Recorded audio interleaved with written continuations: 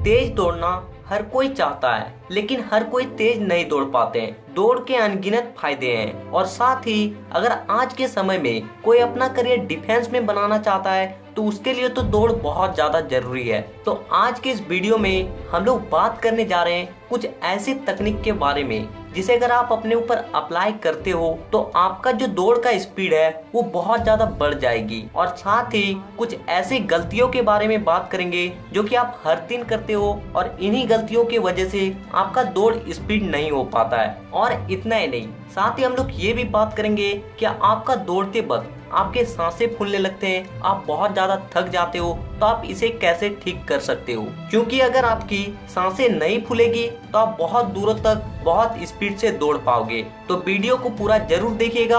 आप एक भी तकनीक को मिस करते हो तो आप सही से नहीं दौड़ पाओगे। तो चलिए वीडियो को शुरू करते हैं। नंबर 1, दौड़ने से पहले वार्म अप जरूर करें। देखिए, जब हम लोग दौड़ने जाते हैं तो उससे पहले हम लोग का बॉडी पूरी तरह से रिलैक्स मोड में होता है और हमारे बॉडी के जितने भी मसल्स होते हैं वो भी रिलैक्स में होते हैं। और अगर आप ऐसे स्टेट में डायरेक्ट दौड़ना शुरू कर दोगे तो इसमें आपका पूरा बॉडी का मसल्स सही से नहीं खुल पाता है और इसी के वजह से आप बहुत जल्दी थक जाते हो, आप ज्यादा स्पीड से नहीं दौड़ पाते हो। इसलिए कभी भी दौड़ने से पहले वार्म अप जरूर करें। आपको कुछ वीडियो क्लिप में कुछ वार्म अप के एक्सरसाइज को दिखाया जा रहा है, आप इन एक्सरसाइज को भी वार्म अप के रूप में कर सकते हो। Number 2, stretching.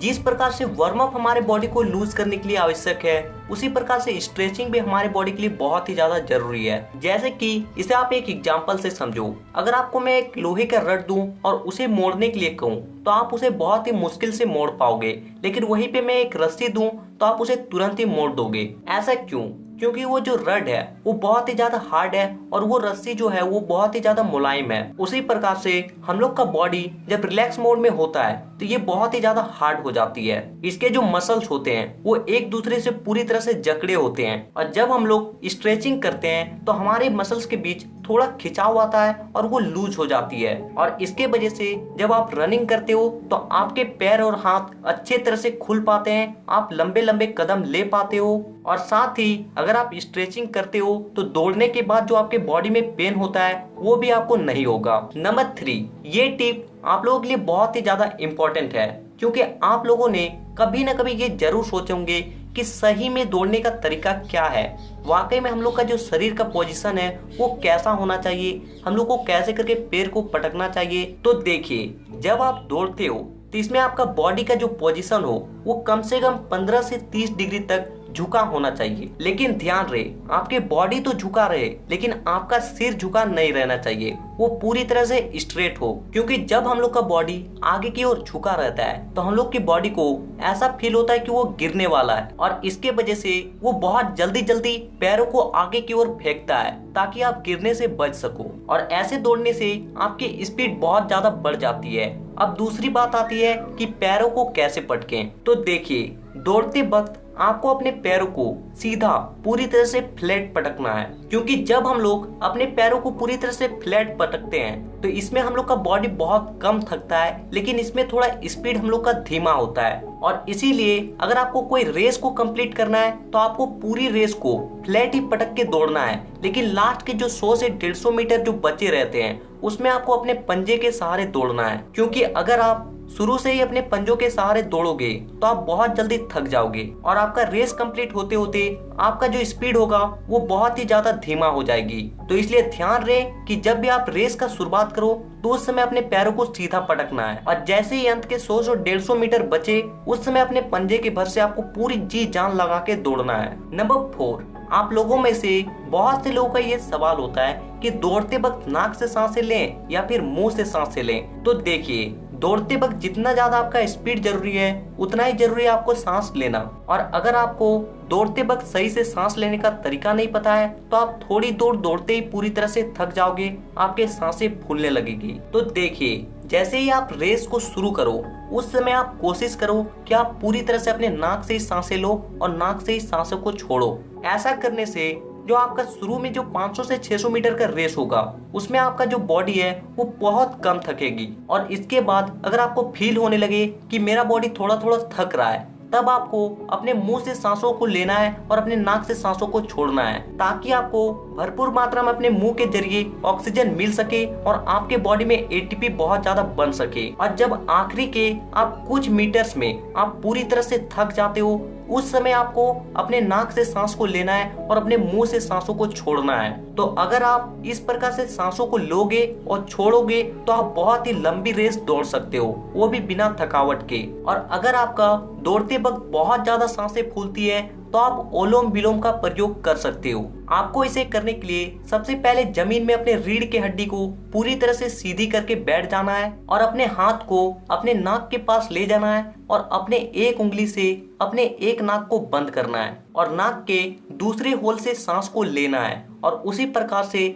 जैसे ही आप सांस अपने अंदर पूरी तरह से भर लेते हो तो नाक के दूसरे होल को बंद कर देना है और जिसे आप होल को बंद करके रखे थे आपको उसे खोल देना है और उस होल से अपने सांसों को पूरी तरह से छोड़ देना है। और इस प्रकार से आपको कम से कम दौड़ने से पहले 10 से 15 मिनट तक करना है। इससे आपकी सांसें फूलना तो बंद हो ही जाएगी, साथ में इसका और एक प्रॉफिट है, इससे आपका दिमाग भी बहुत ही ज्यादा शार्प और तेज होने लगेगा। नंबर 5, रेस को स्पीड दौड़ने के लिए आपके पैरों का मजबूत होना बहुत ही ज्यादा जरूरी है, क्योंकि अगर आपका पैर मजबूत होगा तो आप बिना किसी दर्द के आप आसानी से दौड़ पाओगे। इसलिए आपको हर दिन अपने पैर को मजबूत करने के लिए ये 2 एक्सरसाइज जरूर करना है। Number 1, squat. इस एक्सरसाइज को करने के लिए आपको हो सके तो आप कुछ हाथ में ले लो, नहीं तो आपको सिंपली आपको इस तरह से बैठना है और उठना है, बैठना है और उठना है। इसे आप अपने बॉडी के पावर के हिसाब से आप जितना कर सको आप करो। और नंबर 2,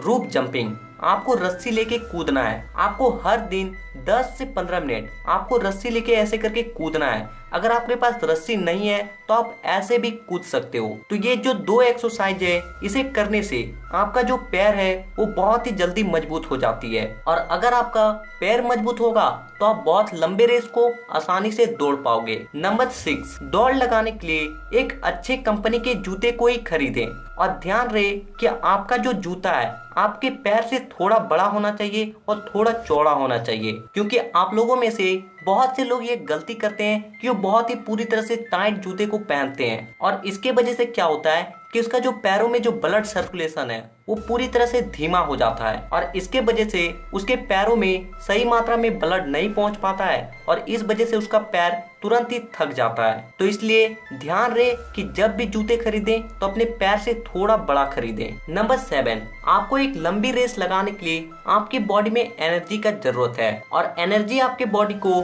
आपके खान पान से मिलता है। आप जो डाइट लेते हो उससे एनर्जी मिलता है। तो देखिए, आपका डेली डाइट से आपके बॉडी को उतना ज्यादा एनर्जी नहीं मिल पाता है जितना को उसको दौड़ने के लिए चाहिए होता है। तो अगर आपको अपने दौड़ को बहुत ज्यादा बेहतर करना है तो आपको अपने डाइट में इन 3 चीजों को ऐड करना पड़ेगा।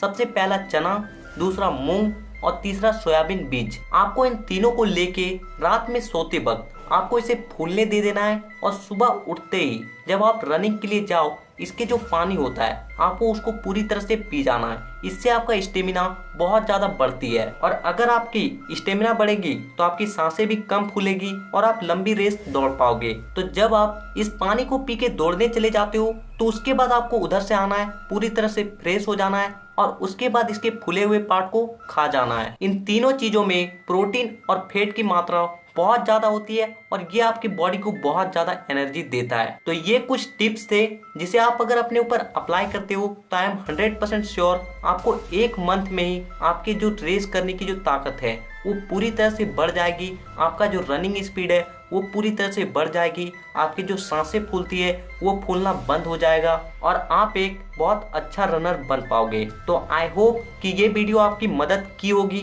अगर आपको ये वीडियो मददगार लगी तो इसे एक लाइक जरूर करें और अगर आपका कोई डाउट रह गया हो तो आप हमें नीचे जरूर कमेंट करें और इस वीडियो को ज्यादा से ज्यादा लोगों तक शेयर करें ताकि सभी का मदद हो सके। और अभी तक चैनल को सब्सक्राइब नहीं किए तो नीचे के लाल कलर के बटन को दबाकर चैनल को सब्सक्राइब कर लीजिए ताकि इसी तरह के वीडियो आपको तुरंत ही मिलती रहे। तो thanks for watching, see you in next video.